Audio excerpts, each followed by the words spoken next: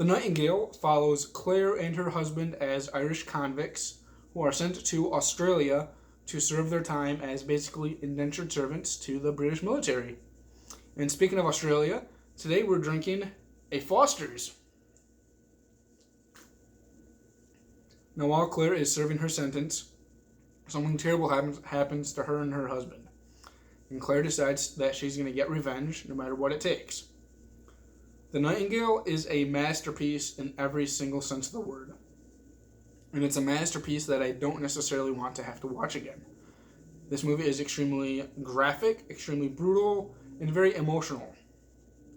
The acting in this movie is some of the best acting that you will ever see. And I'm being dead serious about that. Every single character, you can tell, gives their 110%, and you feel for each and every character. And you feel for each character differently.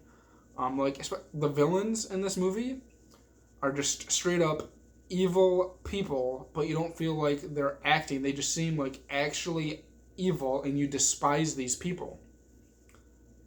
This movie is incredible, and I firmly believe that everybody needs to go out and experience this movie.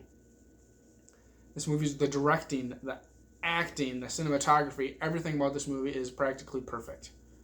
And speaking of the directing, this movie is directed and written by Jennifer Kent. Now, she also wrote and directed the extremely good horror movie called The Babadook, which I highly recommend as well.